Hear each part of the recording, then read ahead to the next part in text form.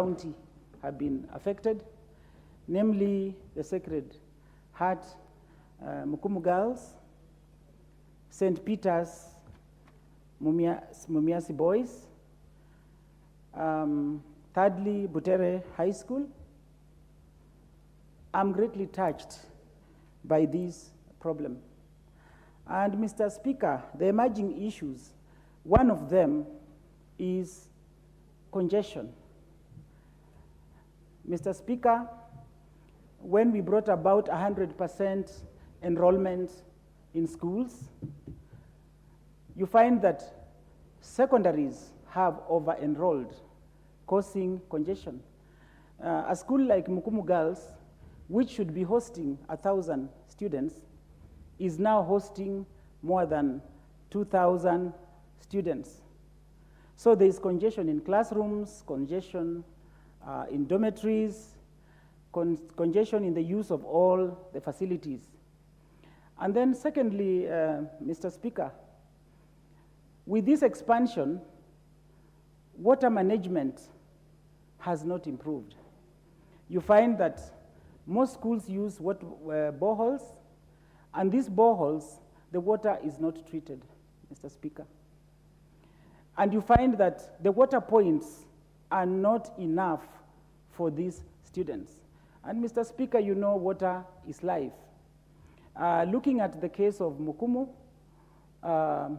it has since been found that the water that they drink, Mr. Speaker, was mixed with the sewer. That is the report that I've just heard, and this is very sad.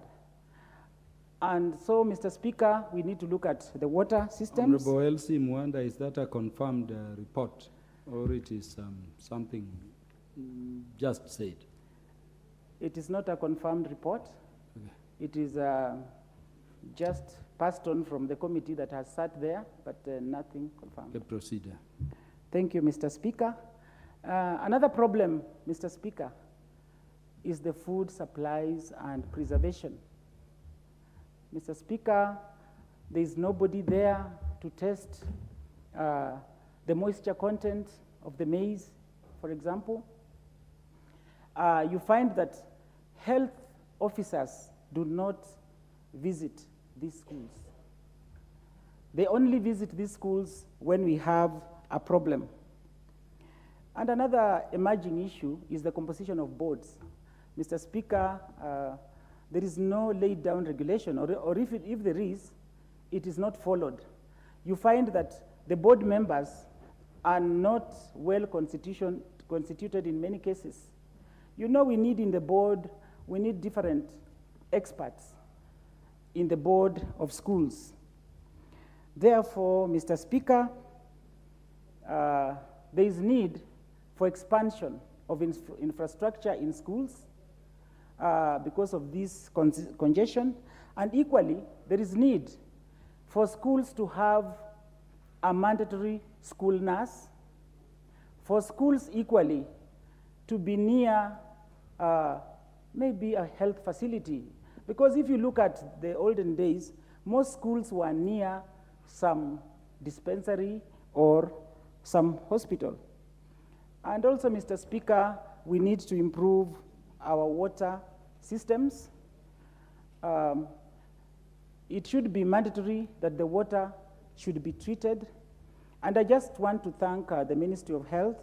This weekend, they visited Kakamega, and the minister said that they're going to bring some system that will be treating the water. We just thank them, but only that unfortunately it has come when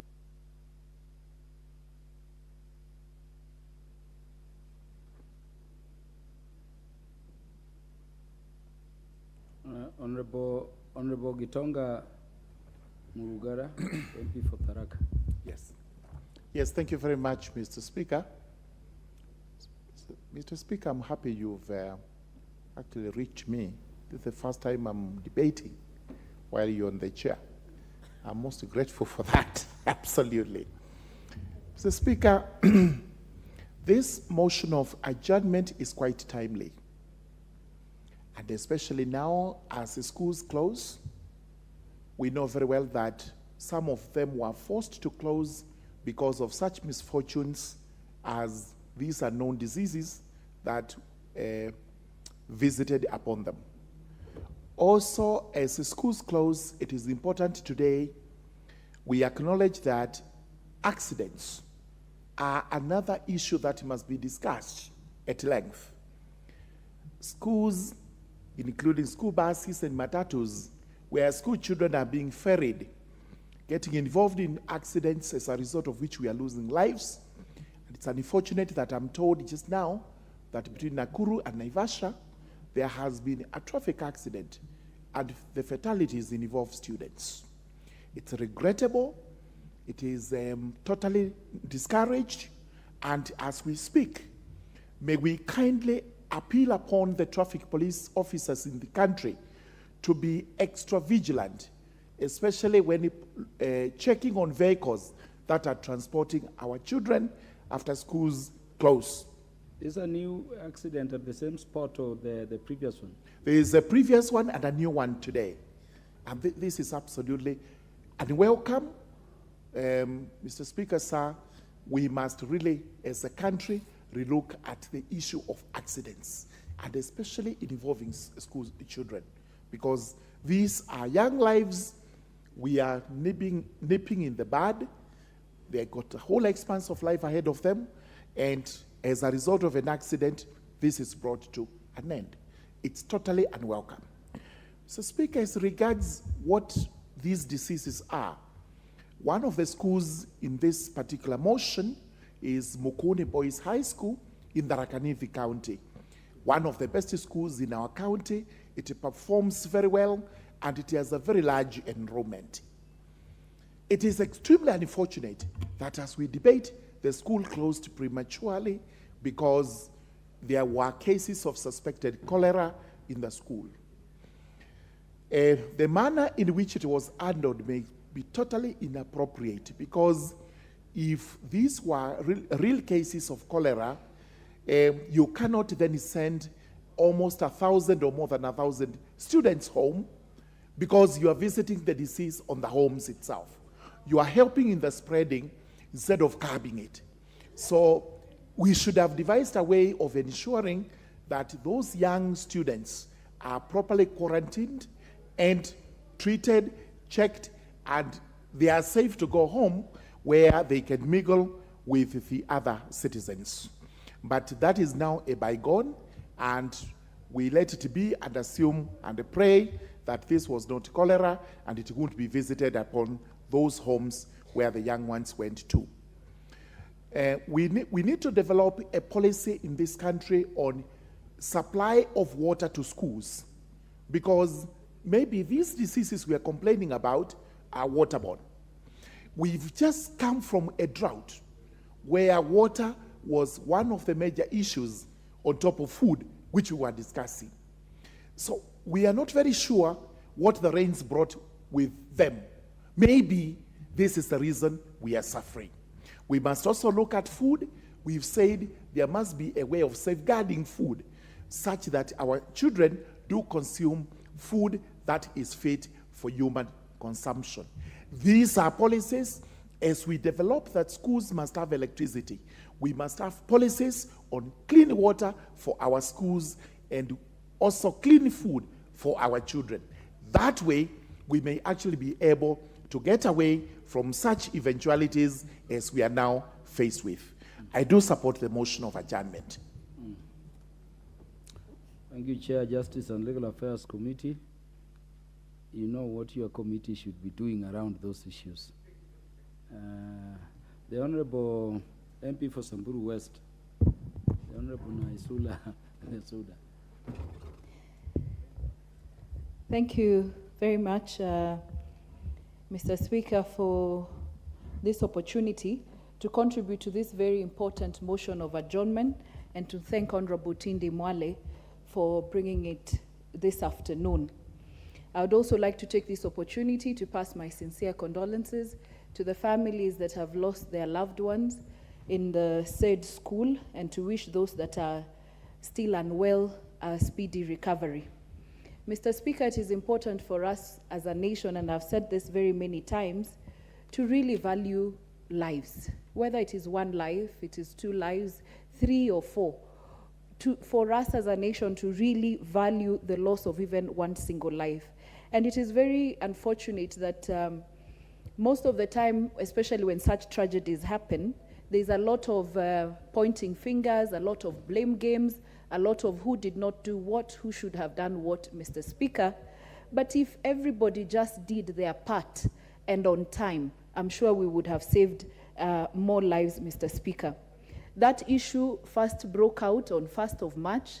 It is unfortunate that 2 weeks later is when we are seeing senior government officials visiting the school and even finding out what is really happening in that area. I think it is important that when something happens in this country, it is given the seriousness that it deserves, Mr. Speaker. There are a lot of issues that have been talked about, because I remember that it was reported in the social media that the principal of the school was actually accusing the media of just hyping the whole issue that was happening in the school, rather than taking up the matter as a serious matter where lives could actually have been lost. And it is very unfortunate for a parent to lose a child. When you send your child to school and you hope that you will see your child at the end of when the schools close, and you're told to come and pick your child, and there's been a lot of complaints for a very long time of parents saying that they have been called to schools to pick their children when they are critically ill. It is important that our schools inform the parents from the moment the child is taken ill, so that they can also make informed decisions on whether their children can actually seek further treatment, depending on the illness and how long that child has been sick, Mr. Speaker. The second issue is the whole issue to do with the overpopulation of our schools. It is unfortunate to see how overcrowded our schools are, Mr. Speaker. It is important that the amenities and the facilities that are put in our schools match the population that we have in our schools. And so from the time of admissions of our students, and also the availability of amenities like sick bays, the issues of water, clean food, all those issues should be looked at compared to the population in our schools, Mr. Speaker. The second thing that I would like to say, and I had mentioned on it, was the timeliness of always taking action when something happens in our schools. I wanted to mention also the issues of accidents, which Honorable Morogara has also talked about. Now that we are closing schools, we've just seen that we've lost 6 students, 4 others are injured this afternoon, and the issues of accidents has really gone up across the country. We've been losing up to 10, 15 people across the country. Those are really big numbers and huge numbers to lose in the country. I think it is important for the Department of Transport and those who are involved to look at what is really happening. We also have issues in our schools, Mr. Speaker, of children being beaten to a point where we have children having to go through very critical surgery in our schools. I think it is important that we know when we give our children to our schools that they take care of our children, and not parents being called to take their children when they are very sick and even being beaten to such lengths. Finally, as I conclude, Mr. Speaker, it is important for us to realize as a country that we have to punish mistakes and reward good work. This issue of transferring people when they have not done something good and taken to another school, what are you telling us? Are you telling us that you have done disciplinary action to whoever was supposed to have taken action? We've seen that a lot. We saw that in Mama Lucy Hospital yesterday, the people being transferred from one place to another. I think it is very good to work in government because no action is ever taken, but the whole issue of transfers also has to be looked at. Thank you, Honorable Esuda. The Honorable Joanna Ngeno. Thank you, Mr. Speaker. Thank you, Mr. Speaker, for also giving me this opportunity to ventilate into this matter, which is of great national importance. Mr. Speaker, I know even the pain the parents are going through, the parents of these particular young ones who are in school. And I would wish first, before saying anything, to condole with them, those ones who've lost their loved ones, and also give them a word of encouragement that this House and those who are concerned with the Speaker should take very serious steps in ensuring that such a happening do not happen again in this country. Mr. Speaker, I think the reason, there could be so many other reasons why we have such a kind of diseases in our schools, Mr. Speaker, but I think the most important part of it is to have at least a health facility in every school. I remember even the schools we used to go, Mr. Speaker, used to have some serious dispensary in the school, a serious nurse, a serious doctor, so that if there was any particular disease in the school, it can be detected immediately. I remember the school I was in, Mr. Speaker, which is Maseno High School, used to have a very serious outbreak of malaria, and at some point, we lost even a student out of that, Mr. Speaker. But eventualities that happened after that, Mr. Speaker, was the introduction of a very serious dispensary in the school, a serious doctor, a serious nurse, who would actually take care of any disease that come up in the school, Mr. Speaker. It should not be, we should not, having deaths, more than 2, more than 3, Mr. Speaker, in a school is a very dangerous phenomenon.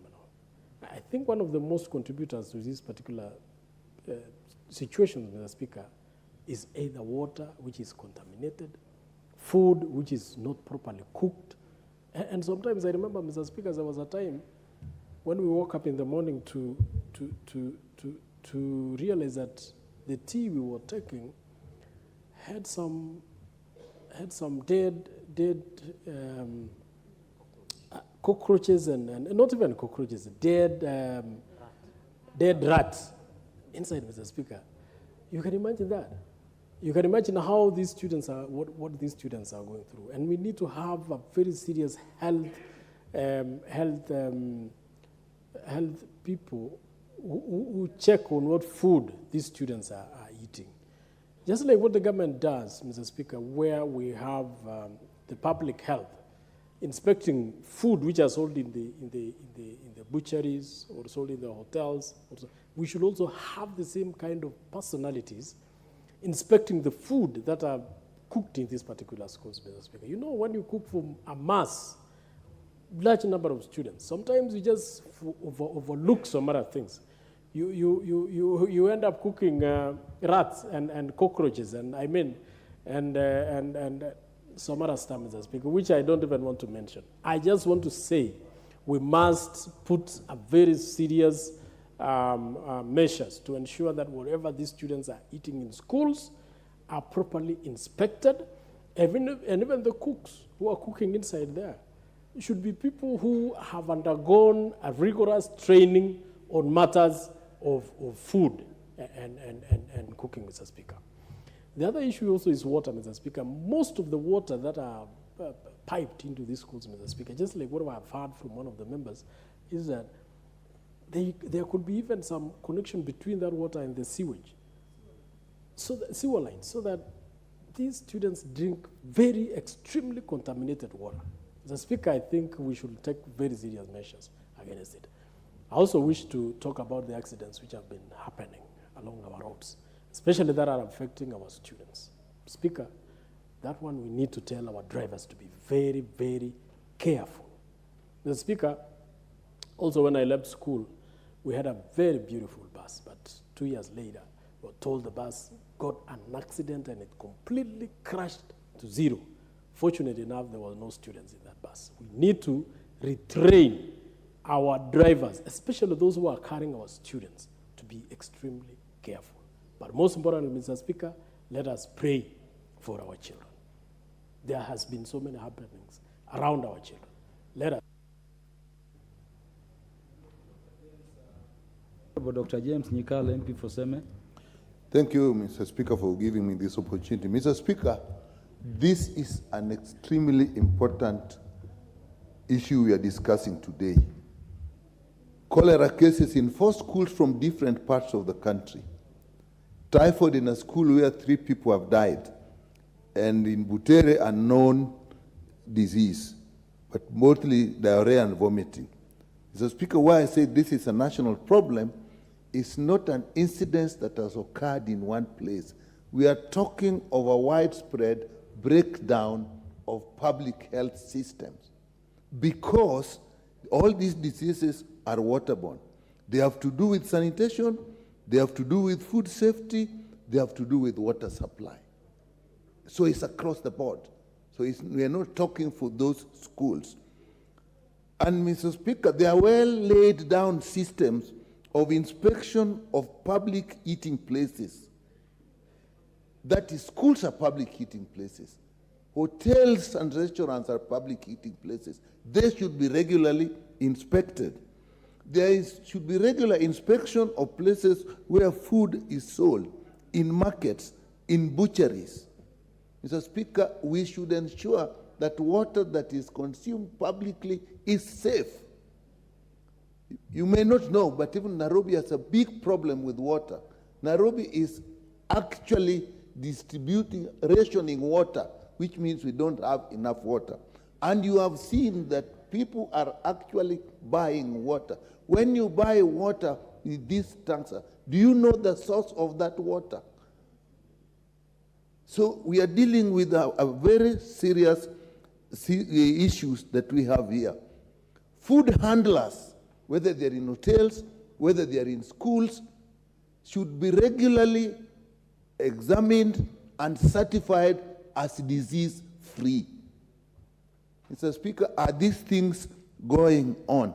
And Mr. Speaker, worse still, when there's a disease outbreak in a community, in an institution, and we suspect or know that this is an infectious disease that can spread. Rule number one, you don't close the place and then send these people away to spread the disease across the country. Now, in the case where Honorable Ngara was talking about, the kids were sent away. In Mukumu, the kids were sent away. So it's not just, we have a problem, a national problem of public health. A mistake was made in one part of the country, a similar mistake is made in another part of the country. We are all not safe. So I think we must call upon the national government to collaborate with the county governments. I know there must be an issue there on who is in charge. Disease surveillance at the national level, I know that is where it belongs, to monitor across the country. Typhoid is a reportable disease. Cholera is a reportable disease. If one is reported somewhere, action should be taken. Where did it come from? Have this been done? So, Mr. Speaker, I think we have a national problem that we must address. There must be collaboration between the national government and the county government, research institutions, so that there is safety, food safety across the country, water safety across the country, safety in the market, safety in the restaurant. This, we have no option. So I thank Honorable Member for bringing this matter in. But I must call upon the Ministry of Health to support the county governments. They may not have this capacity, and I think there may be still an issue of who holds responsibility, county government or national government, when we are talking of public health in local places. It does not matter. The responsibility will still lie with the Ministry of Health. And the county governments must be willing and seek help at the first instance of an outbreak of a disease.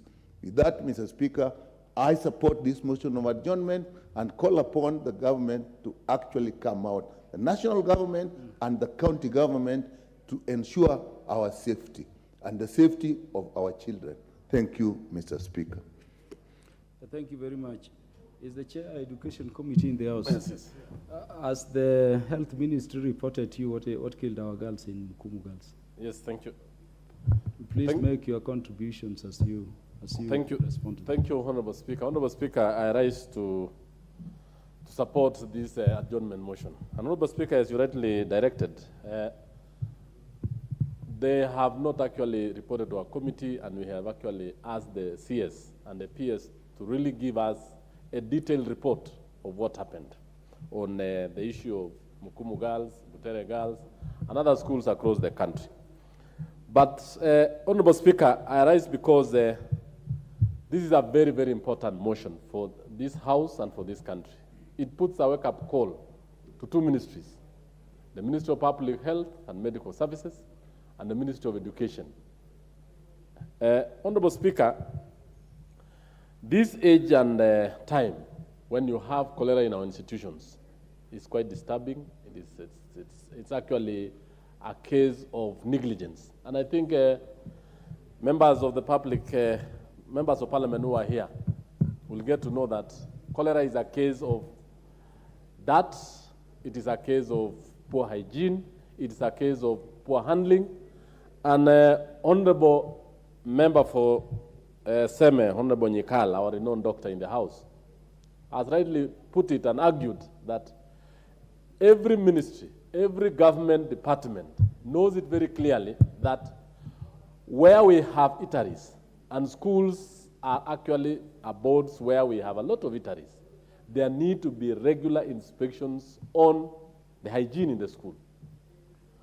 Who slept on the job and why this has actually cost the life of 3 or 4 girls, several students, is quite not good, Honorable Speaker.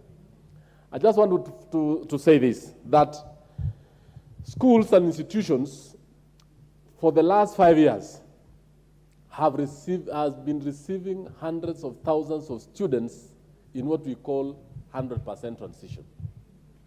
The 100% transition has stretched our institutions beyond limit. Honorable Speaker, if you go across the country today, you look that over the weekend I was in one of our top girls' schools in my county. And the principal and everybody was saying they have converted the libraries, the labs to be dormitories.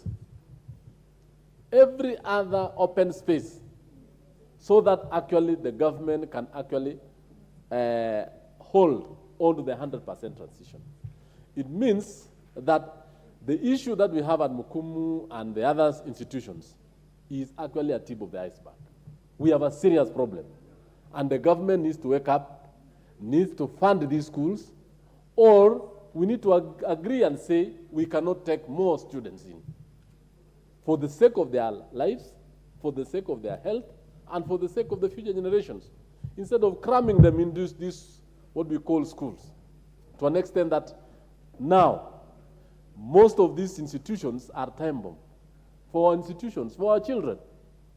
If you go to an institution where a dining hall is supposed to hold 500 boys or girls, the school now is hosting 1,600 students.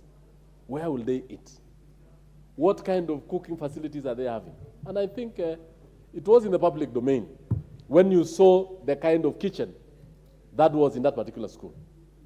It was a kitchen built in the 60s, in the 70s, and actually this is something that we need to cover. So, Honorable Speaker, I want to say this, that as a Committee of Education, we have actually, the ministry needs to come out very clearly to cap this issue. And the Ministry of Health, when we are told there was a known disease in Butere, it's quite not convincing with this day and age of research, science, and all these others. And two, we really need to come out and tell our officers in the field to take up the issue of inspection, checking the quality of teaching, of meals, quality of living conditions, and even the quality of our dormitories, and even the quality of our kitchens, and even where the students are, the toilets, the toiletries, and all these problems. These are actually a serious problem. We really need to take it up, and I want to say it is actually very, very... I would have added you a minute or two if you had requested for as Chair for Education, but we thank you for your contribution because you've concluded. Where is the Honorable John Kaguchia, the MP from Mukurweni? Thank you, Honorable Chair. I want to appreciate that once again I get your attention this afternoon or this evening. The last time I had your attention, I also had your interrogation. I hope today I will not be interrogated by the chair. Honorable Chair, as I thank you, I want to focus on the issue. Honorable Kagucha, the chair only intervenes when it is a matter of national importance. Like the question I was asking the chair education was a critical question to know whether he has information as the chair of the relevant committee what killed our students. Honorable Chair, why I like you, you have your liberty. Why I like you, Honorable Chair, is because you're the most engaging chair we have in this assembly, and we appreciate. Honorable Chair, once again, I also want to rise on the issue of public health concern in our schools, an issue that has caught us by surprise. And I'm not sure whether it's so much surprise, because this has been a problem that has been building up, and it has always been a bomb in waiting. And when we find ourselves now in this situation, I think as a country we really have ourselves to blame. Honorable Speaker, the bacteria that has been found to be affecting our young people has been identified by the medics as Escherichia coli. Sometimes it's called E. coli. And of course, the other one that has been identified to be affecting our children by the medics is the Salmonella typhi. And these bacteria are bacteria that the doctors will tell you they are mainly infections which are based on hygiene. I had a discussion earlier on with the honorable member here about the typhoid and cholera outbreaks. These are diseases that are generally and are known to be third world diseases and infections. They are infections that are affecting our children because of hygienic conditions that they are living in schools. Honorable Speaker, as we are saying this, I want to call your attention to the many policies that we have had in this country that deal with the issue of public health in our schools. We have had a national schools health policy that was developed in the Ministry of Public Health and Ministry of Education before. We have had a Kenya Comprehensive School Health Policy that has also been developed. Honorable Speaker, as recent as 2018, we had another school health policy that was also developed by the Ministry of Health and the Ministry of Education. And all these policies that we have developed have generally not been implemented in our schools. And for that reason, we find ourselves in a situation where our students are suffering because of errors of commission and omission by our administrators and even by ourselves. Honorable Speaker, we might speak about deaths in schools as if it's something which is far-fetched or which is very far from us. Honorable Speaker, without giving much details, I know that we have also had members of parliament in this house in the recent times admitted in hospital with cholera infections. That is a fact, and that has happened recently. Honorable Speaker, we are talking about the students, but even in this house, we are affected. Why are we affected? Issues of sanitation. Sometimes we may blame the problems of congestion in our schools, infrastructure in our schools, but some of these issues are coming because of not following laid down procedures and codes of operations, especially when it comes to the issue of health. And that has been a big problem. Honorable Speaker, we have the school health inspectorates that is supposed to be conducted by the Ministry of Health. And this has also now been domiciled in our county government. Are they doing their work? Honorable Speaker, the answer is no. We no longer have these inspections. We no longer have the impromptu inspections in our schools. And this department is like it has died a natural death. And even when we have these inspections, what happens? The inspectors who go to the schools have their hands greased to look the other way, even when they find that issues of sanitation, issues of hygiene are not carefully taken care of. Honorable Speaker, it's high time as an assembly we took action. We ensured that there is implementation, enforcement of these rules, enforcement of our health and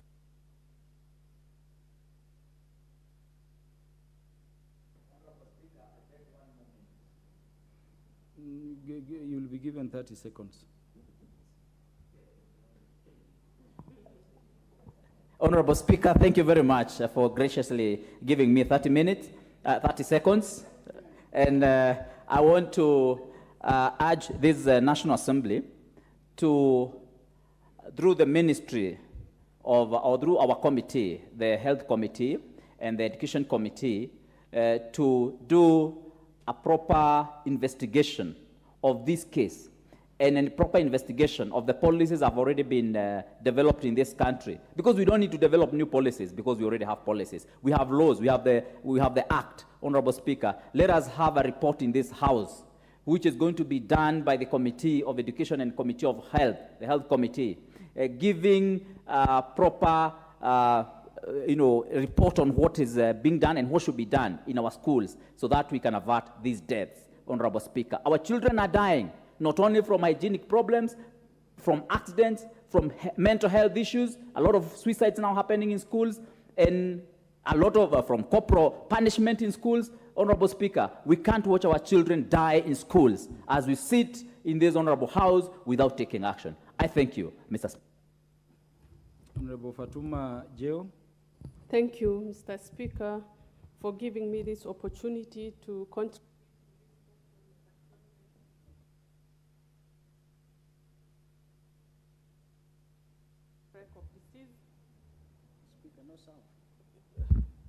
Is this better? Thank you, Mr. Speaker, for giving me this opportunity to contribute to this motion of adjournment to discuss matter of national importance. And the matter in this case is outbreak of disease in our schools. First, Mr. Speaker, I would like to pass my condolences to the parents who lost their kids in school. Mr. Speaker, all of us are parents here. And for 1 minute, everyone here, I would like them to just imagine taking your kids to school when the term starts and just be called to come and collect their bodies. It's really sad. It's not something we can think of. And in that regard, I really want to take this opportunity to ask the CS Health, together with the Education CS, to actually tell us what happened in these schools. Today we are talking of 4 or 5 schools, Mr. Speaker.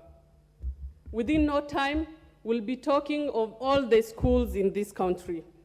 I am saying that, Mr. Speaker, because all of us schooled within the boundaries of Kenya, and we know all the issues that have been discussed here. People talked of uncooked food.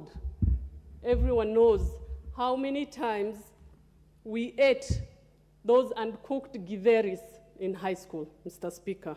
Is that Honorable Millie Odhiambo? Oh, sorry, she's left the house. Okay, Mr. Speaker, we talked of contaminated water, and I heard you asking the other member whether it was confirmed. I want to tell you, Mr. Speaker, with no iota of doubt, that the water the school-going kids take are contaminated. We all went through those. The food handlers, Mr. Speaker, we know the kind of shoes they wore. We know the kind of coats they wore, Mr. Speaker. And it's not once or twice that we ate tea and the food that was cooked with cockroaches, Mr. Speaker. Mr. Speaker, we talked of sanitation. If we were just to sample a school near this parliament today, there's no doubt that we will find that. Poor sanitation. Mr. Speaker, all the schools in this country, when we go, there's a nurse. There's a health sector, we are told, and then there's a small, one nurse that sits somewhere, Mr. Speaker. I want to tell the CS Health to upgrade the nurse or the health centers they give to high schools. It's not enough. They only bring Panadols, and that is old. This death, if we had proper health centers in the secondary schools, I can assure you we could have avoided. Mr. Speaker, they say prevention is better than cure. There's no point of the CS visiting those schools and coming back at the end of the day. What have they done, Mr. Speaker? We want a report on what happened, what has been done. I don't know whether it will be right to tell them in the next 1 week, Mr. Speaker. We have lost over 5, and we cannot stand here to lose more kids. As a parent, it's devastating, and I support this motion, Mr. Speaker. Thank you. Thank you, Honorable Fatuma Geo. The Member of Parliament for Elgeyo Marakwet County, the Honorable Ngeleche Caroline. Thank you, Mr. Speaker, for granting me this opportunity. First, let me thank the Member of Parliament for bringing the motion of adjournment. Mr. Speaker, we are sad because when children suffer, it means that those with the responsibility of taking care of them have absconded their responsibility in one way or another. Mr. Speaker, lately we've had issues, so many issues, and even I appreciate and I thank God because they are closing school and they are just closing school. Mr. Speaker, I think there has been a negligence in schools, especially boarding school, and I think many schools nowadays, Mr. Speaker, are focusing on making money or having parents pay for other issues, the issues of the welfare of teachers and other non-teaching staff, and forgetting to take care of the children. Mr. Speaker, you find that in a school, if there is an outbreak of a disease or if there is something that is not known, it takes several days before it is reported to the parents who are actually the responsible people. What makes the school take this long? It's because many schools, Mr. Speaker, don't actually, they are not what they are. Many schools are just presenting a very nice face value. You might find even some of these schools, they don't have enough sanitation within the school compound. Some of these schools, there is one school, I cannot name it, but Mr. Speaker, you find that they are no longer using treated water. They are using water collected from the water tanks, or they are being transported, they fetch water from the rivers, simply because they no longer maybe pay the bills, or they are tired of doing the same thing. Mr. Speaker, this issue of schools, and I want to appreciate the chair of education because he's here. I think it is about time that we no longer look at schools or measure the schools by the capacity of beds available, by the number of desks and classrooms available. You find, Mr. Speaker, that a school that is meant to accommodate 500 students is now accommodating 1,000, 1,500 shillings. Do you want to tell me that is the interest of that teacher? No, it is the interest of the pocket. How much are these students going to pay in terms of remedial? You find that we are being told by the ministry many a times, Mr. Speaker, that their parents should not be charged an extra fee. But I know many members of this house are parents in various schools. Was out of order, Honorable Mboko. Thank you, Honorable Speaker. The matter we are dealing with is the matter of death of our children. And the Honorable Member is on his feet, indicating that the congestion in schools is courtesy of people lining up their pockets. Honorable Speaker, the 100% transition as spoken about by the chair of the Education Committee has completely pushed the schools and they're bursting. Is it in order for an honorable member to imagine that it's just the teachers who want more schools, more students in schools? Yet the 100% policy has moved Mukumu from 900 to 2,800. Thank you, Honorable Speaker. Ngeleche, were you talking about private schools or public schools? I wish he gave me enough time to finish it, but you know, once a teacher, always a teacher.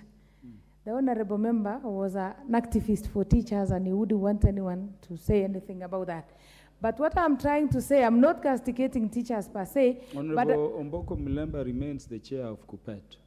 I know. Which is the union in charge of post-primary teachers. And you remember in the tragedy we are talking about a teacher or how many also died. The question is, were you talking about private schools or public schools? All of them. And the point is making is that for public schools, the numbers are not about the teachers seeking them. but they are being taken there because of the implementation of that policy he's talking about. So kindly clarify. Thank you. Now you've wasted my time. I think you're going to help me add more time. The like Speaker 2 will minutes. never waste your time. Make your contribution. Thank you, Mr. Speaker. Now, what I was trying to say before the honorable member diverted our attention is some of these challenges are realized because of the overpopulation in schools. You find that there is overutilization or the resources. Give her 30 seconds to conclude her contributions. Yeah, where I was headed to is, at times you find that a school which was supposed to accommodate 500 students might be having one school nurse. But now that it has 1,500 students, they still operate with one nurse.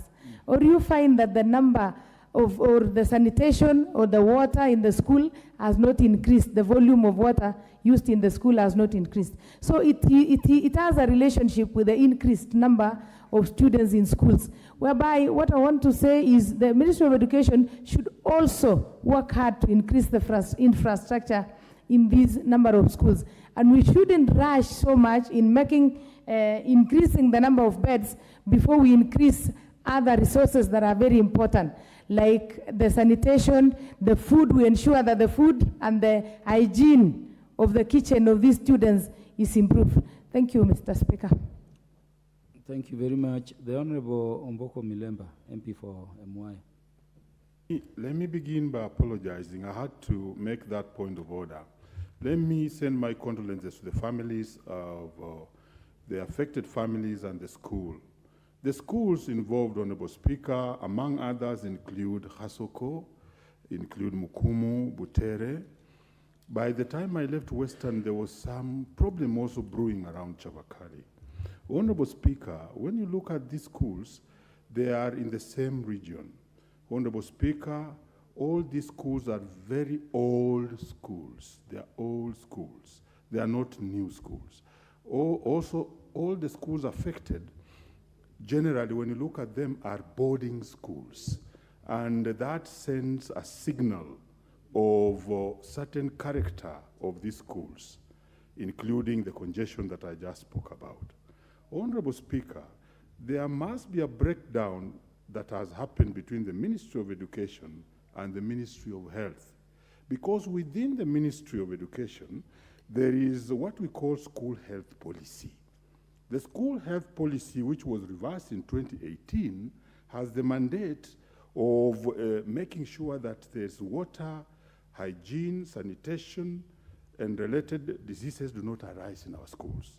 Number two, this particular department has the task of making sure that there's collaboration between the line ministries and stakeholders to make sure that there's health and sanitation in our schools. Further, it is given the mandate of providing adequate capital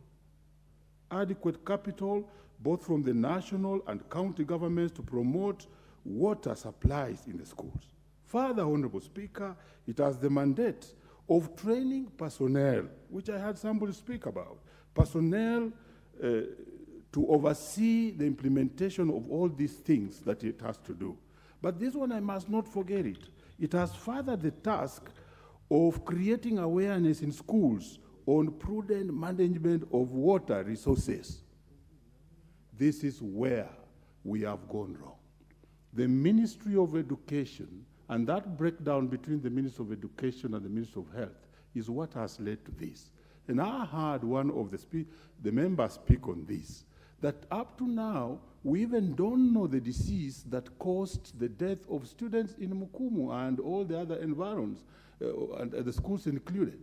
Yet the Minister of Health is not even giving this country an update on a daily basis about what is going on, about the discovery of that reason for death, given that several students are still in schools, in hospitals. Yesterday, a number of them, one of them was still on oxygen. But the Minister of Health is just quiet. What about the Minister of Education? The Minister of Education, which has continuously pushed students to schools without expanding them, without expanding facilities, like the honorable member who spoke just before me said, that we have not increased the supply of water to Mukumu. We have not increased the supply of staff to Mukumu, but we have made sure that there are more students in these schools, and these schools are boarding. Telling you, Honorable Speaker, the boarding schools are being pushed to the threshold, and they are just starting to burst or have busted. And this is just an iceberg of what, a tip of the iceberg of what we shall see. It's high time that the chairman of Education Committee seated here, you call the Minister for Education and any other stakeholder, even if it's the Minister of Health, so that they may give a proper report. You don't intervene after the death of students by rushing to a school and sacking the board and the head. The head teacher who was sacked is a teacher of literature and English, and she can only use this to interpret what happened in the book that we also teach in literature about Enemy of the People, where there's a Dr. Stockman who realizes there's dirt in water but people cannot see. So that head who was sacked, there was no need of sacking him. There was no need of harassing the board, because the real problem lies with the Minister of Education and the Minister of Health. In fact, they should restate that principle and go for the real reason why we are losing our students. Finally, Honorable Speaker, the boarding schools menace must be addressed, because we shall continue having these challenges, and they arise from the boarding schools, which are congested, and we need to actually decongest those schools.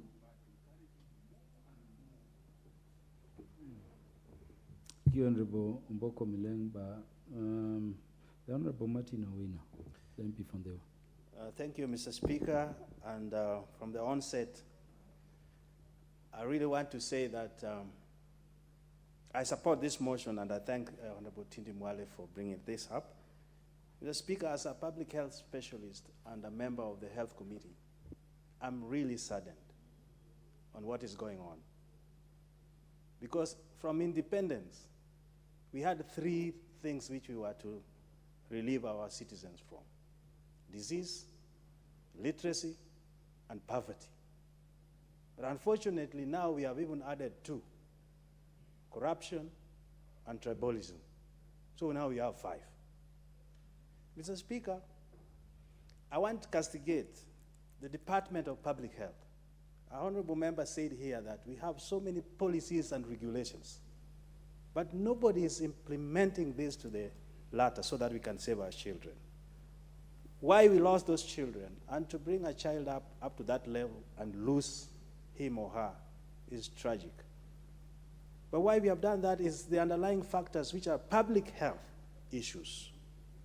Well, some have been mentioned here. Provision of the basics, water, shelter, and all this. Sanitation. Overcrowding, Mr. Speaker, in our schools is a public health offense. And we have CAP 242, which addresses this. The health officers and technicians should have taken action long time ago to close down the schools which are overcrowded. So saying that we had 100% transition as a cause does not arise. We have laws and policies to wake up the government, which is sleeping. The food preps and food handlers, routine checks, is a must, because that is where we have all these diseases, cholera, typhoid, E. coli, and salmonella is coming from. But if they are checked routinely and they have certificate to show every time, that can be a prevention. Initially, even after independence, Mr. Speaker, we did have the matrons and nurses in charge of school health. That also died. And there was a provision that each sub-location should have a dispensary, and at location level we should have a health center which is equipped to quickly isolate all these pathogens and be dealt with. That also subsided. I appeal to our county government health department, even as we close the schools now, Honorable Mboko Molemba, these kids being released to the community should be screened. Because if it doesn't, they will transfer all these pathogens to their families and fellow children. So this can fail as it has failed. But, Mr. Speaker, when things fail and disease comes in, then there is standard public health approach to do it. Number one, immediate response, which also brings in the Ministry of Roads to ease evacuation. All our schools must be connected with better roads if evacuation is reached. Number two, in medicine, there's a language which says, even if you are doing triaging, you have to stable a patient. You don't close the school and release them to transfer pathogens to other areas. You stable the patient.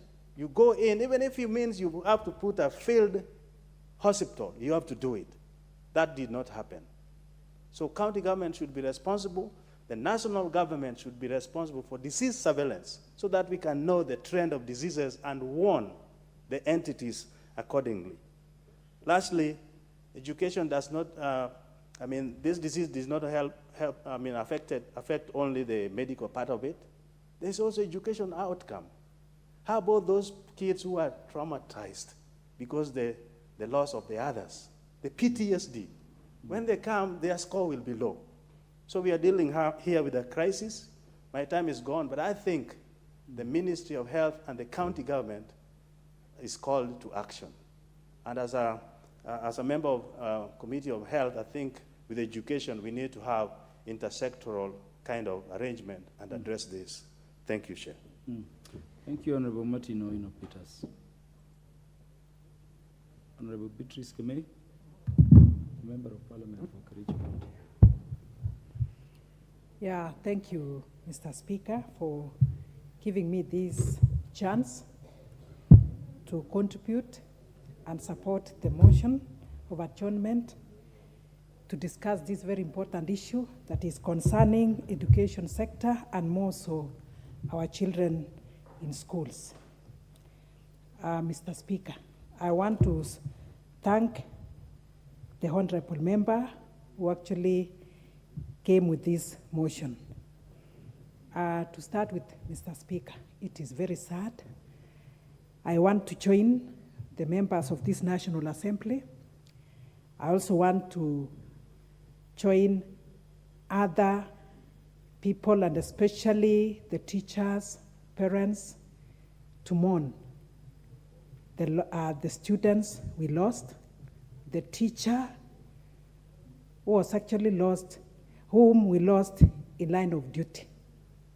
It is very sad, very, very unfortunate. Having been a teacher and in this sector for 20 years, I feel and I empathize with the teaching fraternity for the same. So may I convey my message of condolence to the bereaved families. Mr. Speaker, the cause of death of these dear students and the teacher, which when we come around, we are like, is it contaminated food? Is it the water? Is it actually something that is unknown? I want us to take this one seriously, that the Ministry of Education, together with the Ministry of Health, and especially public health, should actually come out very strong and let us have the report on the real cause. It has taken very long, 2 weeks down the line, and we're just waiting and wondering what the cause is. And it has been rightly put by the Chair Education and the other members. We are waiting for this report about the cause of these deaths. But however, from the reports, the primary reports, contaminated water, contaminated food, being the cause, should actually be prevented. Mr. Speaker, as it has been put very clearly, the infrastructural facilities in our schools are so much fixed. We appreciate the Ministry of Education, the 100% transition it has positive impact on our students, on our society. But the impact, the negative impact on our infrastructure is what is one of the causes of this, and contamination of food and even sanitation, Mr. Speaker. I'm very particular with sanitation, and more importantly, when it comes to girls. I'm just trying to comprehend even where they dispose their their used parts. So, Mr. Speaker, the ministries should still go back and look at the way this sanitation is used. We have what we call the quality assurance officers. I don't know how many times they go around the schools to check on the nature of the schools, to check on the state of the schools. This is a wake-up call. It is not only affecting those specific schools in Kakamega, but it is affecting all of us. So the ministry should come out very, very strong. And Mr. Speaker, I would also ask all of us parents that as the children come home, they have closed school, I still feel that we can do some deworming on them, be taken for checkup, and maybe screening so that the issues of the same can actually be sorted. Accidents is a problem that we've just had. I plead with the road users to be careful, and especially with our children. And I ask the school administration, especially the teachers, to not to delay whenever there's an issue in school, and especially when it comes to the case.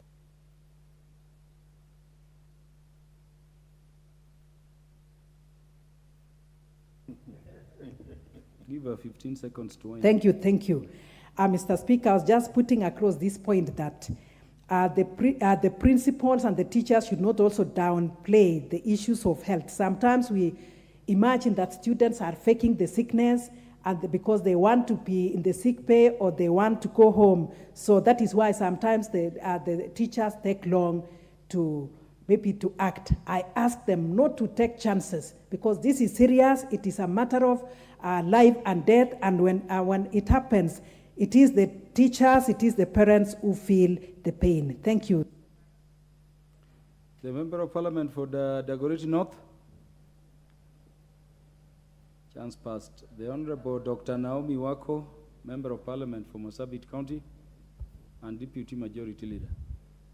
Thank you, Mr. Speaker, sir, for giving me this opportunity to make my contribution to this motion of adjournment, as I also appreciate Honorable Member who brought it to the House. Mr. Speaker, it is a very unfortunate state that we are in and we are discussing. And before I go far, I want to condone with the parents and the families affected, because I know some students lost their lives, and we've also lost a teacher in this whole thing. I also know very well that there are students who are hospitalized and the parents are struggling with them. And so we wish them quick recovery, as we also condone with the parents who lost their loved ones. Mr. Speaker, it is unfortunate that in today's world, at this particular time, as a country, we are experiencing this in our boarding schools, which clearly says something on the quality of the services or of what happens in those schools. Some years ago, we overcrowded our public schools, and the private schools were able to grow, and anybody who was able to pay privately for their children was able to take their child or their children to private schools where they could get quality education. And unfortunately, our public schools remained crowded and with poor facility, teachers not even motivated, and the standard of performance and everything came down. And today, we know very well in all our public high schools, and especially the boarding schools, the quality of services they receive, the infrastructure, and what the students go through is sometimes what you do not want even to imagine of. So we know very well that the students are suffering and they have nothing much to do. The parents, of course, with the competition and the few spaces that are there, you have to just take your child to available space. And so it is unfortunate that we are talking about this today, and I urge the Ministry of Education to give this proper attention as it deserves and see how best we can improve. The students are going home. For the next 2 weeks, the schools will be closed.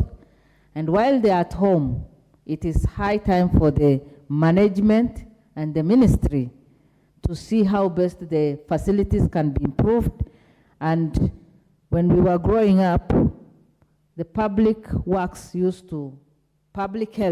used to do the inspection of all the schools. It is high time for that to be done.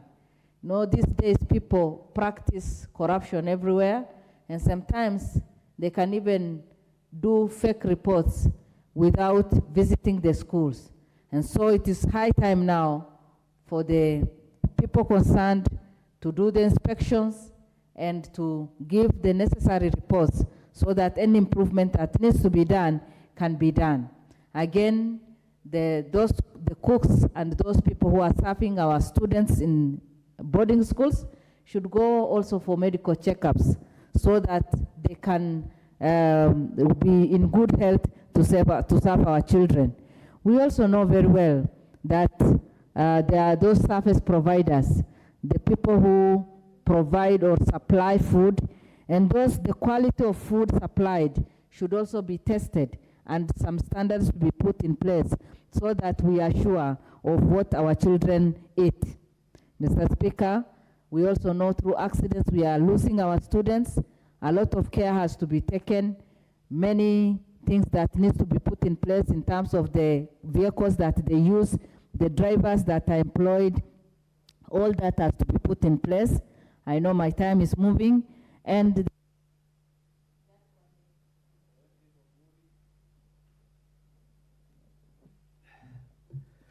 I want to thank you, Mr. Speaker, for this opportunity. First, I want to thank the mover, our colleague, Tade Mwale, for bringing this motion.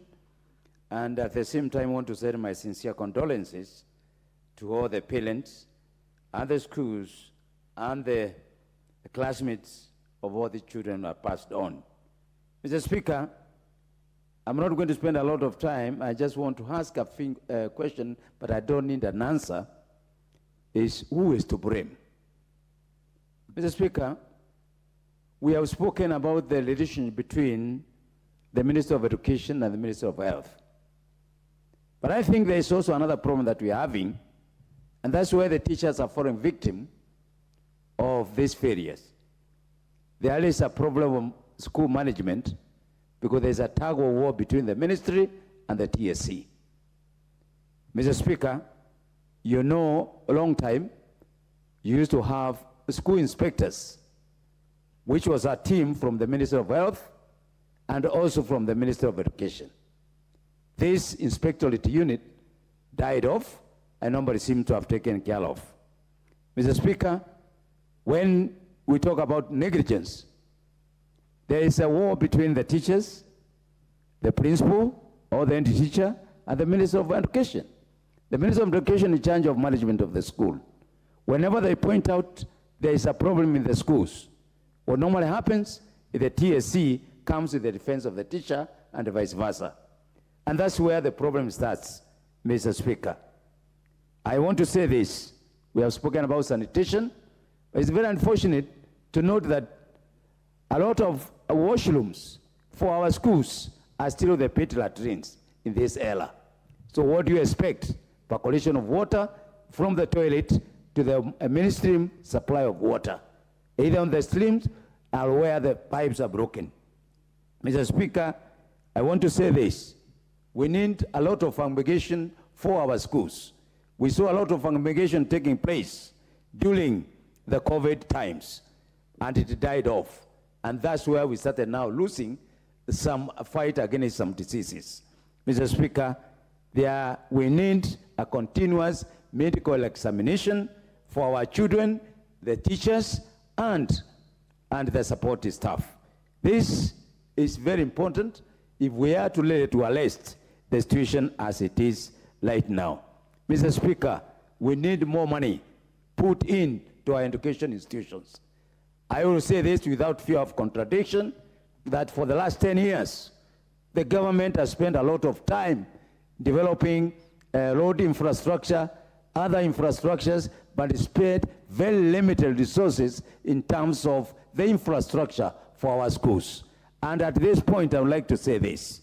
It's the high time that some schools are divided into different sub-schools within the same institution, such that we don't strain only one person managing 200 or 500 students. But now you have increased the number to 1,500. It is very unfair to target that principal or that teacher. We need to look at the capacity of this person in a crowded environment. What are we doing? What are we saying? We are letting the school management down as a government, and we must come up with a policy to see every principal or any teacher must manage up to this number of pupils or students. Mr. Speaker, I think it is also not good to continue bashing our teachers. I propose that we have mobile clinics for every sub-county to take care of our medical requirement for our pupils. I also say this, we allow the registration of more schools. I think it is very important. We have been preventing from building more schools, and it is now becoming a problem. Mr. Speaker, you realize that we have no even sporting facilities. We are having children crowding classrooms. They have no ventilation. These people have no space to go and play and enjoy themselves and build up their bodies. So we are dealing with a not very healthy population of pupils and students. It means, therefore, we need to really look at also sporting requirement, because if some of these guys are healthy doing sport, they might not be able to.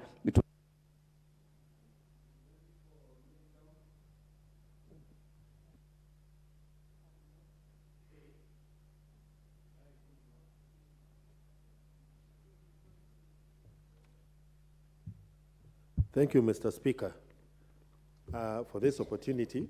And I want to thank our colleague, Honorable Tidi Mule, for moving this motion.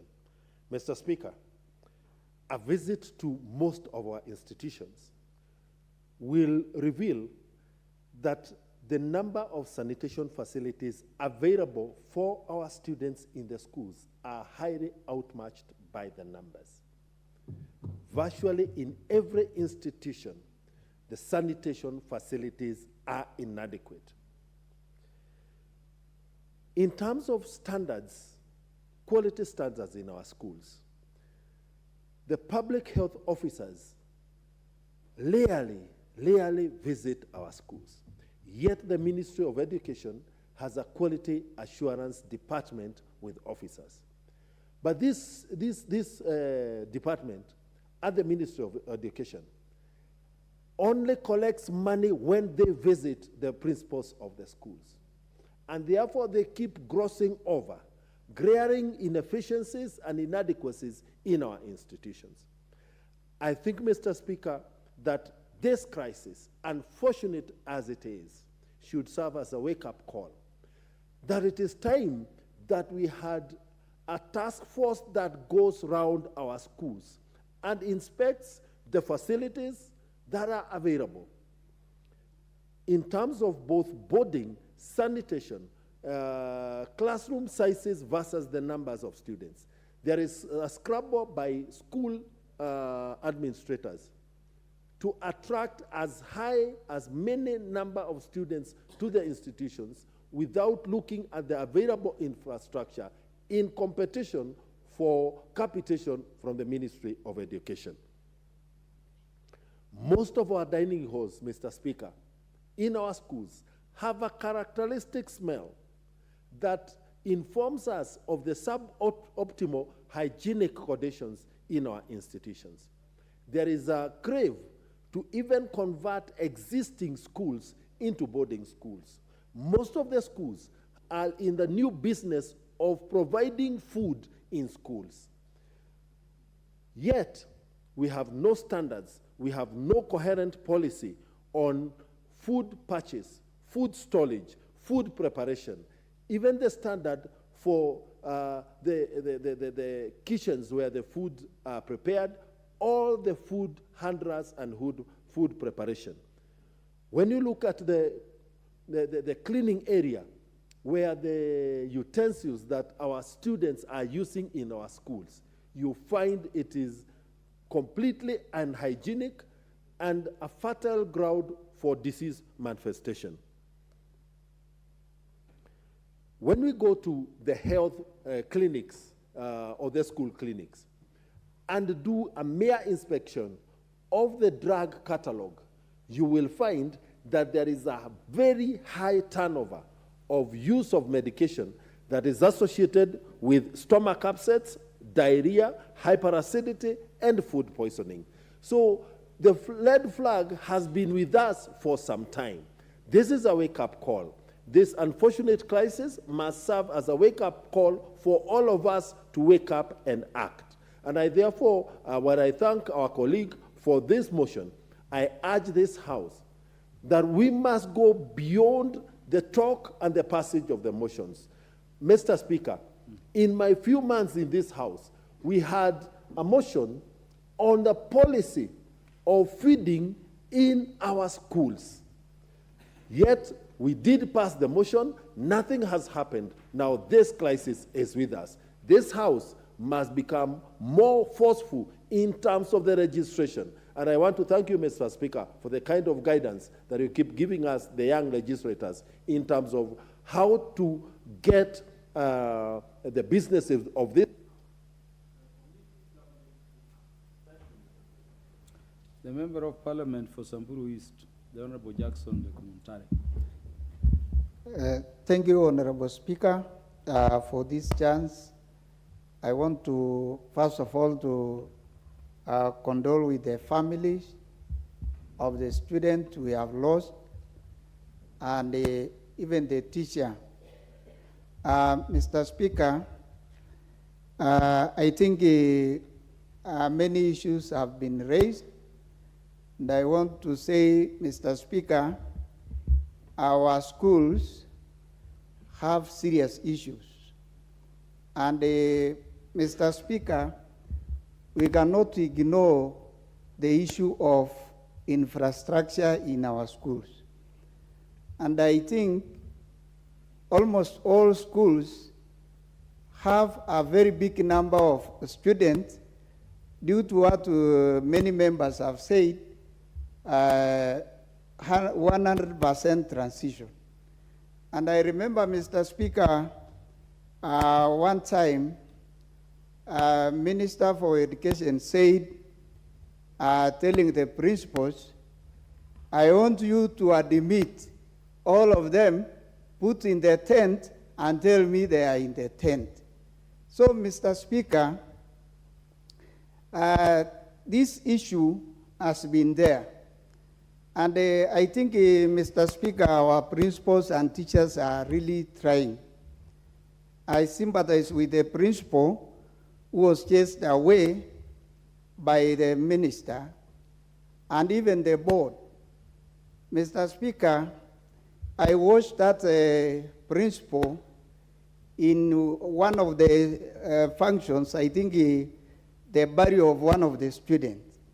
And the principal was saying, if it could have been possible for me to give my life to my daughters, I could have given. But Mr. Speaker, that is not the right target to be targeted. I think the Ministry of Education should wake up. If they are really serious about this 100% transition, then they have to provide support even the members of parliament who are funding the schools. Otherwise, in some of the constituencies, the schools are even few, such that there are nowhere the student can go. So we just have to have those students there if really we need to support them. And it is not the issue of even the school fees. Mr. Speaker, in some other areas, the parents are not even able to pay the school fees. So the issue of the school fees is not there. I think this issue of congestion and the facilities, sanitation and all that, it is the big issue we need to address. And I think the Ministry of Education has a huge budget. They have to come in and support these schools. If at all we have to help the student. And Mr. Speaker, it is very embarrassing to see we are losing young lives just like that, and the minister wake up and go and chase the board and the principal without solving the problem.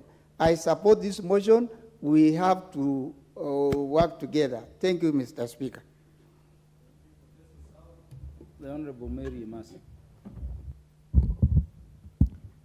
Thank you, Mr. Speaker, for this opportunity to contribute to this adjournment motion as a matter of national concern.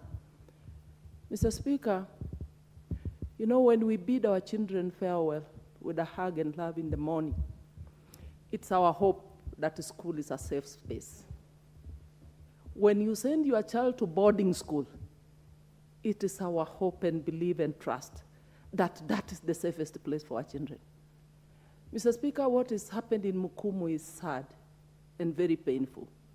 And I think it's a wake-up call to the Ministry of Health, to the Ministry of Education, and to us leaders. And probably it is just a symptom or a warning of something more bigger, brewing and waiting to explode.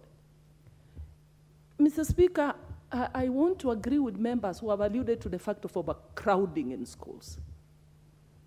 There is serious over-enrollment, and that automatically compromises quality of many things, health, sanitation included, that has deteriorated in a number of these schools. And Mr. Speaker, I want to differ with the argument that overcrowding in these schools has been caused because of the 100% transition or because of the need for more schools.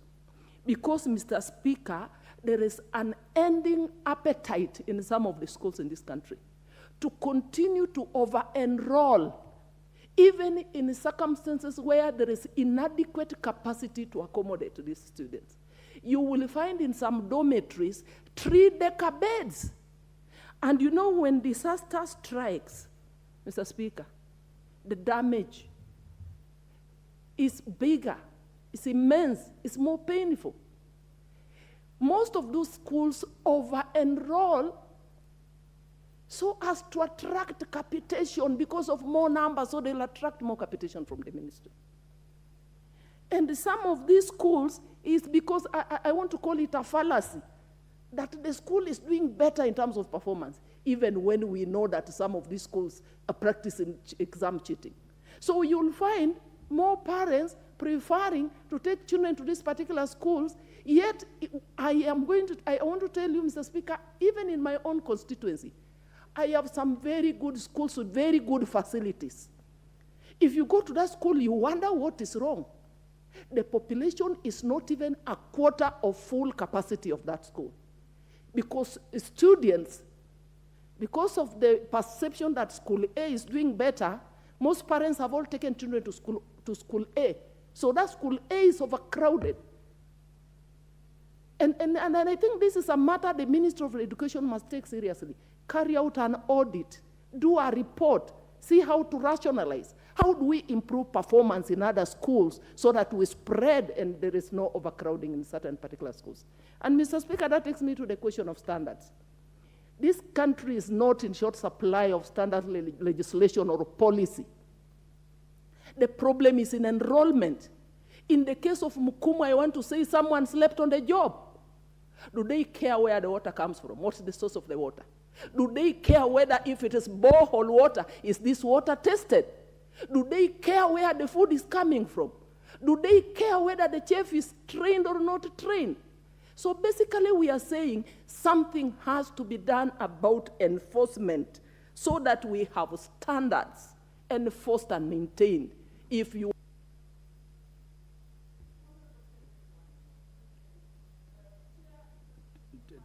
10 seconds. 10 seconds. We have so many members waiting to contribute. Members contributing or having the chance, I would request to use even less than the time you are given. Thank you, Mr. Speaker. To conclude, Mr. Speaker, this takes me to the issue of the hospitals. How well equipped are our hospitals? How prepared are our hospitals to deal with issues of calamities, issues of emergencies like what happened in Mukumu?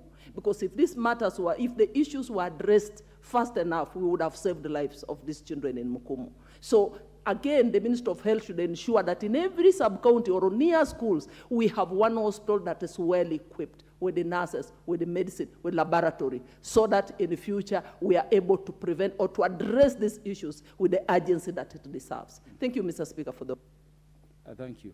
Members, if you can, please use less than 3 minutes. The Honorable Dorothy Kiara.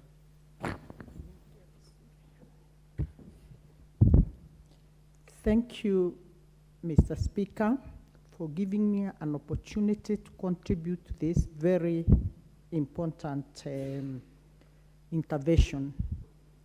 Mr. Speaker, I rise to support this important motion this evening. As much as it is a time of crisis, Mr. Speaker, and before I do that, allow me to join the families of the departed souls. I condole with the family of the girls and students who have lost their lives.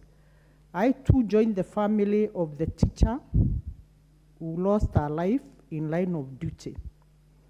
Mr. Speaker, it becomes quite an interesting debate when we are debating a crisis because it has happened, Mr. Speaker.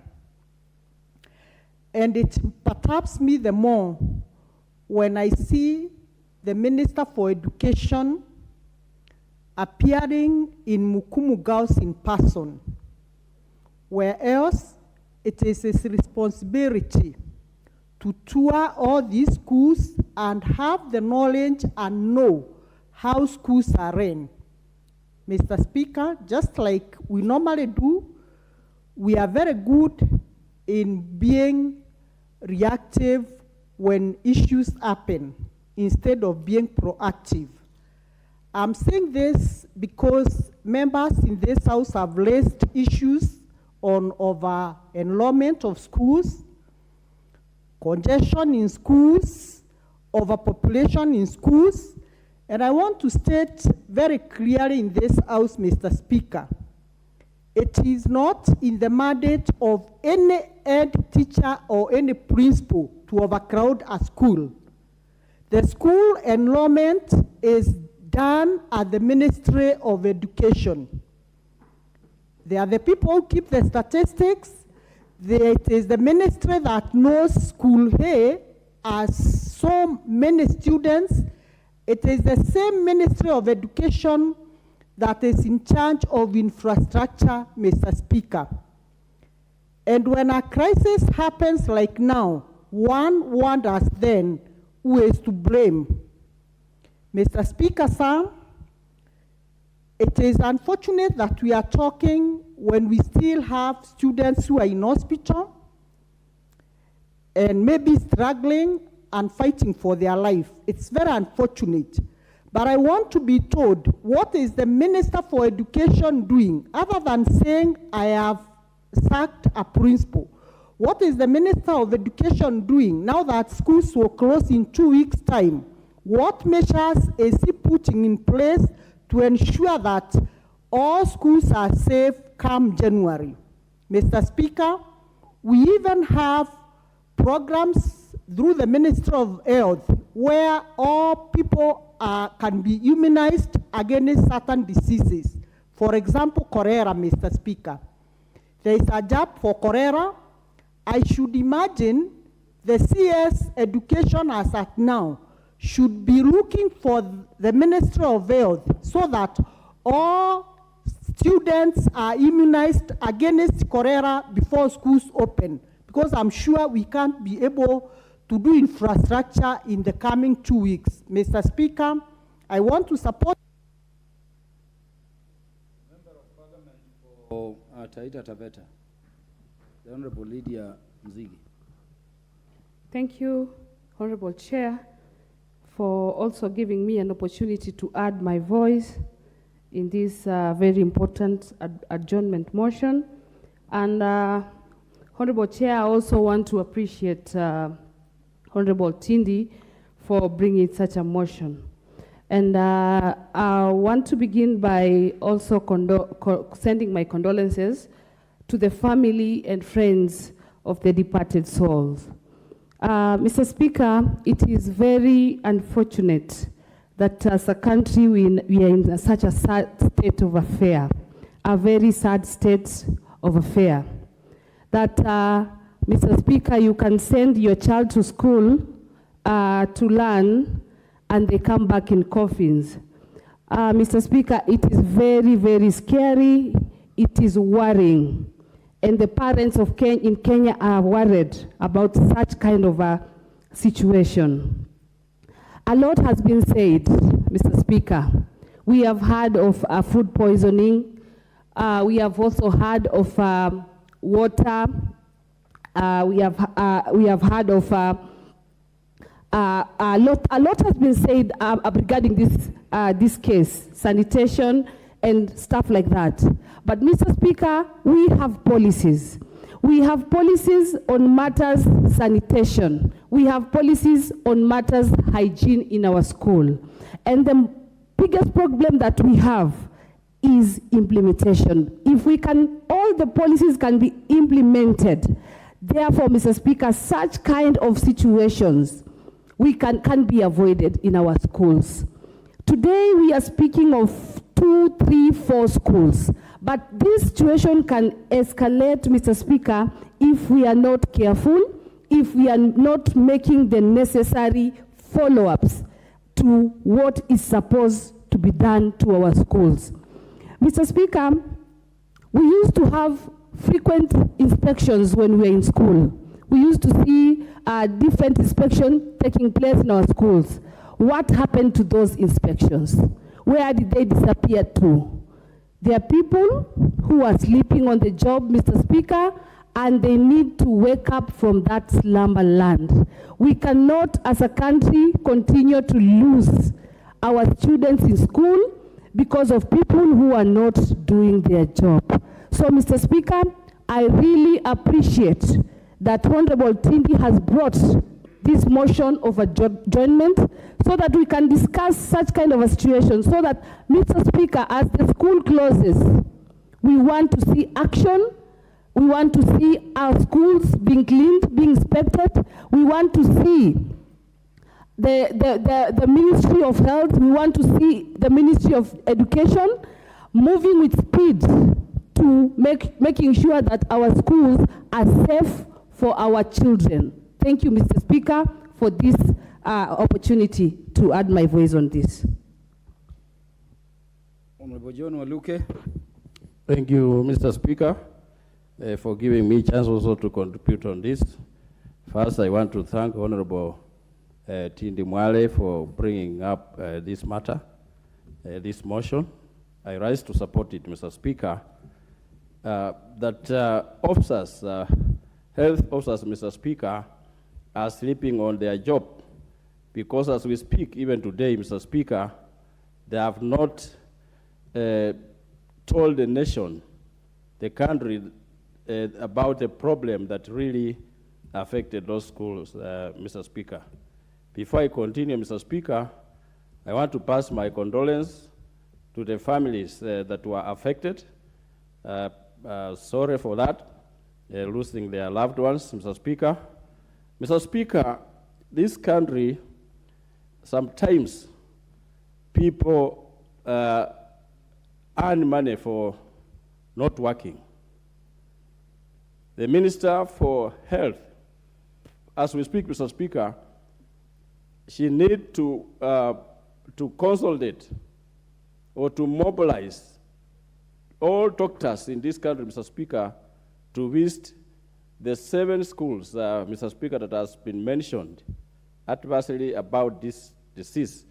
Although they have not mentioned exactly the disease itself, Mr. Speaker, that is to show weakness about maybe our officers, health officers or public health officers, Mr. Speaker, who are concerned. Mr. Speaker, when something like this happens, the country takes so long to tell or to announce to its citizens to know a problem like this one. Rather than closing up the school, Mr. Speaker, means we are taking diseases all over the country, because these students come from all over the counties, all over the countries, the country, Mr. Speaker. They need to treat them. They need to check and take blood tests to know what kind of disease. If it was food aflatoxin, Mr. Speaker, sometimes in schools, you can get, I always visit my schools, Mr. Speaker, even in the kitchens. The cooks are very dirty, some of them. They are not clean. And that is how these kind of problems we are getting to our students, Mr. Speaker. For those few remarks, Mr. Speaker, let me support this motion and thank Honorable Tindi Mwale for bringing up this support. Thank you.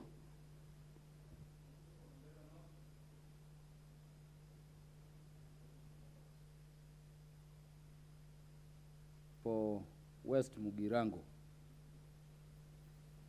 the Honorable Stephen Mugaka. Thank you so much, Mr. Speaker, for this opportunity.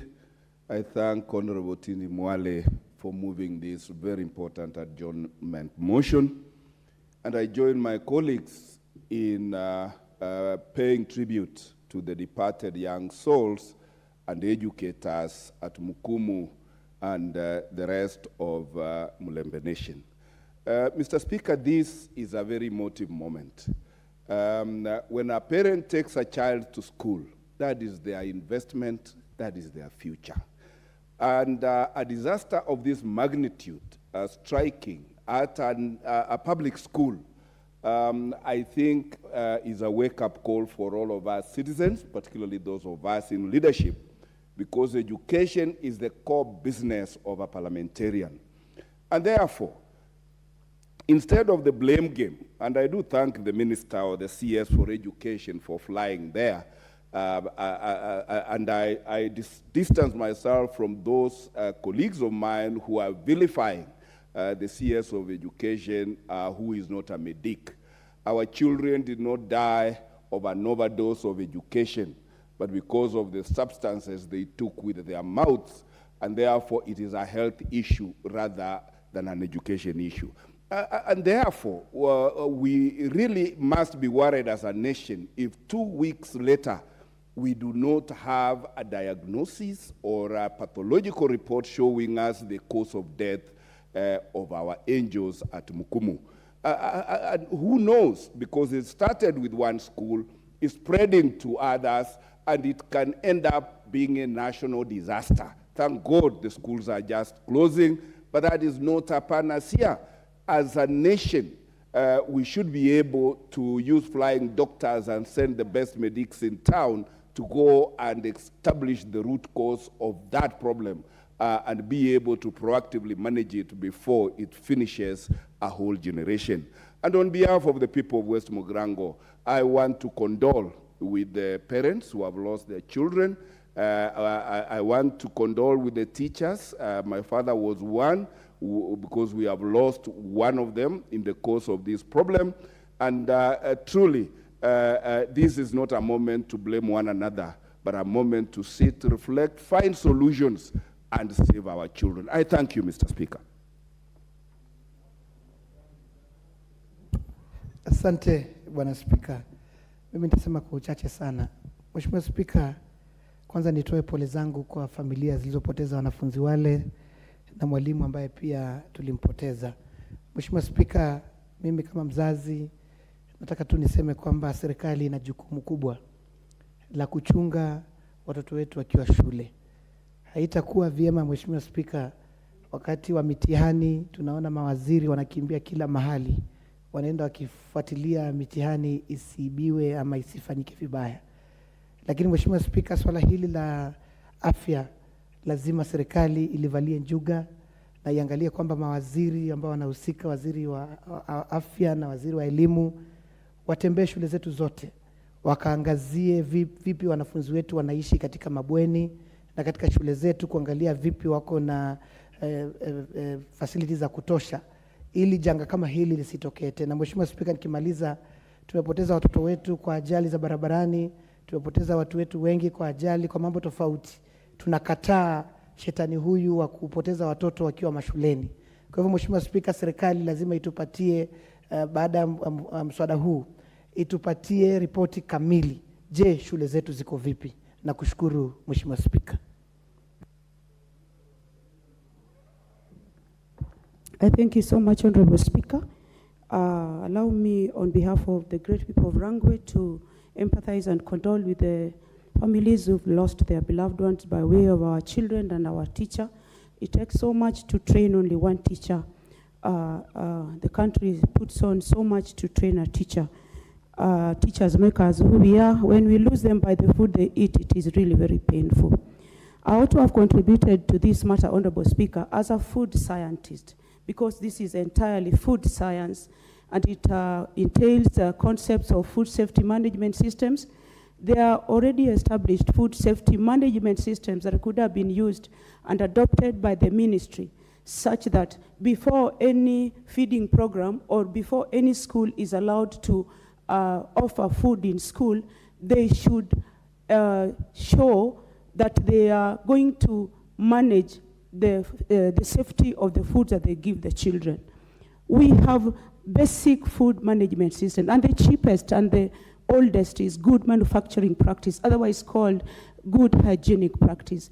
Just putting basic hygiene to the processing and management of foods. Raws are put separately, the cooked ones are put separately, and we have safe food. We look at the hygiene of the food workers in the school systems.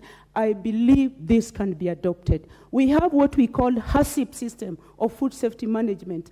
HACCP system is hazard analysis and critical control point concept, Honorable Speaker. This is a mid-modern food safety management system that was brought in the early 60s. We could adopt this, Honorable Speaker, and save our children from dying.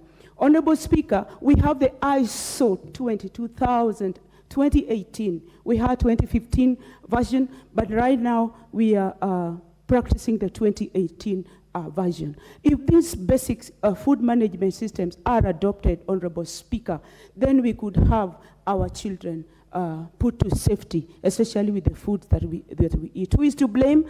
Members have already mentioned who is to blame. Management system, blah, blah, blah, blah. But I want to say, Honorable Speaker, the persons to be blamed over the death of our children in the schools are these members of parliament, especially from the 290 constituencies. They are endowed with money. They could build good infrastructure for use by our head teachers in managing the safety of our foods. I want to say, members, why don't we build dining halls? Why don't we build modern kitchens for use by our schools? Time is not on my side, Honorable Speaker, but I want to say I pass my condolences to these families. Long live Kenya, long live our schools, long live our school principals. And I pray, oh God, that you may condole, help with the families who are bereaved. I thank you, my Speaker and grandson of the great Rangwe constituency. Thank you, Honorable Kalum. Thank you, Honorable Speaker.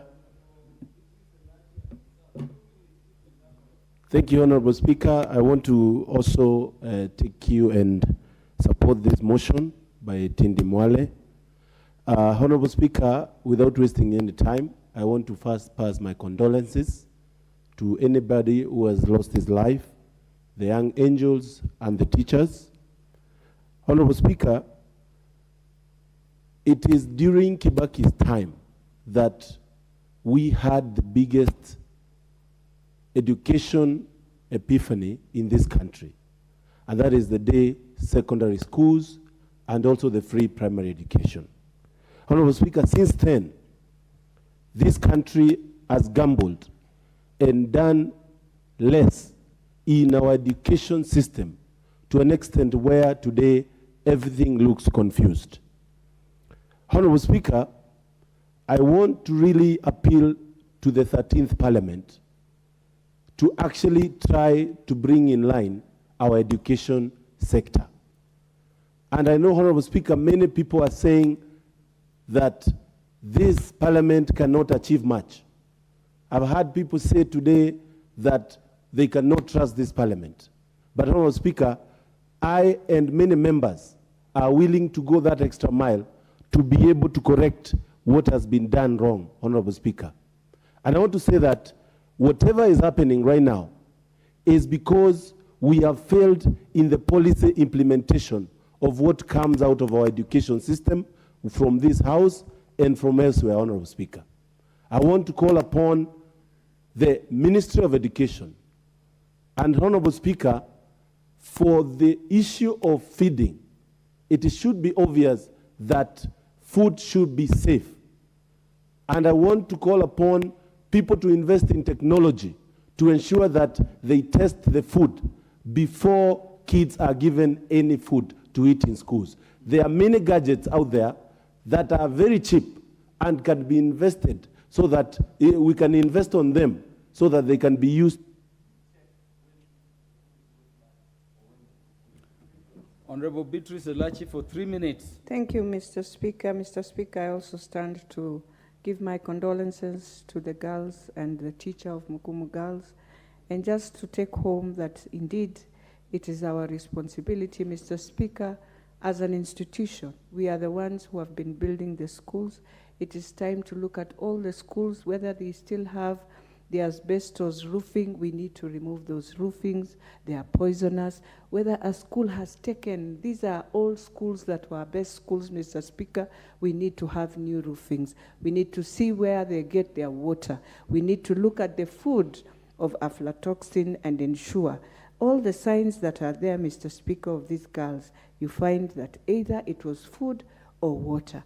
But more importantly, going forward, it is that it is time also the Ministry of Health to give the findings to the parents, because this thing that the children are just at hospital, failing organs and everything is going to bring us another issue, Mr. Speaker. It is fair enough before the parents bury the bereaved ones, they should know what has just taken their children. So I want to plead with the Ministry of Health, do not keep the parents wondering with anxiety. They already lost their best ones. They've already lost what they have invested for many years, and now they are here. So with those few remarks, Mr. Speaker, I beg that this House will go to every school. Go and see the last time they washed their tanks. Go and see what is happening in the kitchen. They might be staying with the rats, with all the menders, and we are just here. Thank you, Mr. Speaker. Thank you very much, Honorable Beatrice Elachi. Honorable Bisao Kakai. Thank you, Mr. Speaker, sir. On behalf of the Kiminini people, we'd like to send our condolences to the Mukumu girls for those losses. Indeed, Mr. Speaker, lots of challenges, infrastructural deficits, and we continue to see this even in my own backyard. And one of the reasons is because of the minimal budgets that have been put from the Ministry of Education. Today, what most institutions are trying to do is quick fixes. You find makeshift kitchens, dormitories, dining halls. There are even those who are not having sufficient places, like especially now it's raining, you'll find that there are kids even who don't have a place to feed. Again, we see also that the purposeful planning is not possible because of the limited budgets that we have. And looking at what is happening, this is just the beginning, and this trend will continue because the population increases, our infrastructure is very, very poor, there's improper designs, buildings and compound layout is not completely acceptable. So again, lack of basic amenities, an example, lavatories, water continues to hound these schools. To conclude, Mr. Speaker, I would wish that through this House, we ensure that we've got like standardized designs, whereby we ensure also that there is a maximum number of kids that have to be there. Because today we continue to see principals even admitting more kids than the facilities that are available. But it's because of the pressure based on the population in those areas. Secondly, scheduled inspections of all institutions, which should even be included in calendars, so that at least even on a quarterly basis, we find that there are inspections going on. And most important also, Mr. Speaker, sir, to ensure that in every institution or in every sub-county, there is a medic who... Order, honorable members. I hope we will pick up from the points raised in the motion to have Parliament resolve very constructively in terms of this tragedy that befell our students and another teacher, I believe, right here. I also joined the House on behalf of the Speaker in condoling the families that lost beloved ones, both in respect of our teachers who should be training our students and our students. Honorable members, the time being 7:05 p.m., this House stands adjourned until Wednesday, the 19th day of April 2023 at 9:30 a.m.